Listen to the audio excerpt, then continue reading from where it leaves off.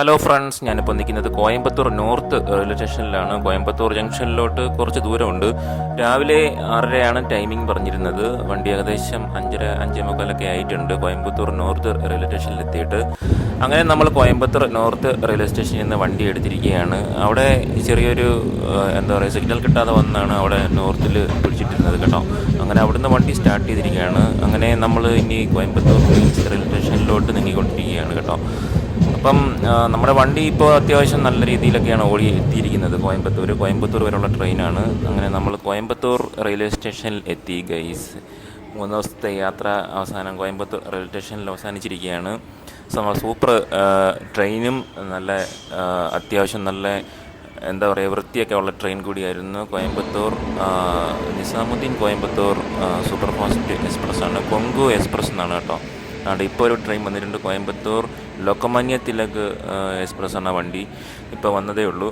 അപ്പം നമ്മുടെ വണ്ടിയെക്കുറിച്ച് പറയുകയാണെങ്കിൽ, നിങ്ങൾ മലയാളികൾ ആരെങ്കിലുമൊക്കെ ഉണ്ടെങ്കിൽ ഈ വണ്ടിയിൽ യാത്ര ചെയ്യുകയാണെങ്കിൽ, വണ്ടി കിട്ടുകയാണെങ്കിൽ ഹസ്രത്ത് നിസാമുദ്ദീനിൽ നിന്ന് കയറുകയാണെങ്കിൽ നിങ്ങൾക്ക് ഒരു 6:30 ആകുമ്പോഴത്തേന് ഈ വണ്ടി കോയമ്പത്തൂർ റെയിൽവേ സ്റ്റേഷനിലെത്തും. കോയമ്പത്തൂർ റെയിൽവേ സ്റ്റേഷൻ എത്തിക്കഴിഞ്ഞാൽ നിങ്ങൾക്ക് അതിന് പുറമേ വരുന്ന കുറേ ട്രെയിനുകളുണ്ട് കേരളത്തിലോട്ട്. ഏതെങ്കിലും വണ്ടിക്ക് സ്ലീപ്പർ കിട്ടിക്കഴിഞ്ഞാൽ നൈസായിട്ട് നിങ്ങൾക്ക് നാട്ടിലോട്ട് വരാം.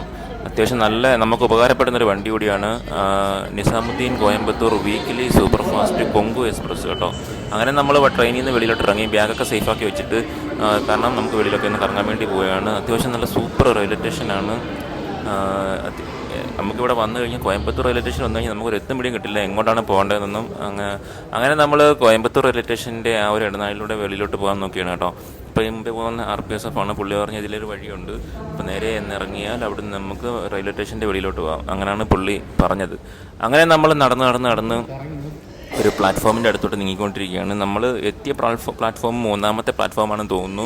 അവിടുന്ന് നടന്ന് നേരെ നമ്മൾ വേറൊരു പ്ലാറ്റ്ഫോമിലോട്ട് എത്തുന്നത് എനിക്ക് തോന്നുന്നു 1ാം നമ്പർ പ്ലാറ്റ്ഫോമാണെന്ന് തോന്നുന്നു. ഇവിടെ നമുക്ക് വെളിയിലോട്ട് പോകാൻ പറ്റുമെന്ന് തോന്നുന്നു കേട്ടോ. അങ്ങനെ നമ്മൾ കോയമ്പത്തൂർ റെയിൽവേ സ്റ്റേഷൻ്റെ വെളിയിലെത്തിയിരിക്കുകയാണ്. ഇവിടെ ഒരു പഴയ ആവി എഞ്ചിൻ വെച്ചിട്ടുണ്ട്.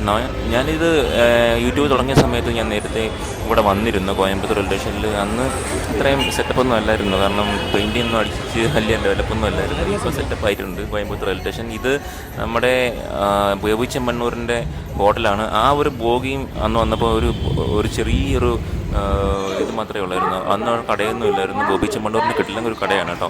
അങ്ങനെ നമ്മൾ അവിടെ എല്ലാം കറങ്ങിയിട്ട് തിരിച്ച് സ്റ്റേഷനിലോട്ട് വന്നിരിക്കുകയാണ്. 2ാമത്തെ നമ്പർ പ്ലാറ്റ്ഫോമിലാണ് നമുക്ക് അടുത്ത ട്രെയിൻ വരുന്നത്. ഇപ്പോൾ ഇതിനകത്തൊരു അമ്പലമൊക്കെ ഉണ്ട് കോയമ്പത്തൂർ റെയിൽവേ സ്റ്റേഷൻ്റെ. അപ്പോൾ ഇതൊക്കെ തന്നെയാണ് നമ്മുടെ വ്ളോഗിങ്. ഇന്നത്തെ പരിപാടികളെല്ലാം അവസാനിക്കുകയാണ്. അപ്പോൾ ഫ്രണ്ട്സ്, വീഡിയോ വൈൻഡപ്പ് ചെയ്യാൻ സമയമായിരിക്കുകയാണ്.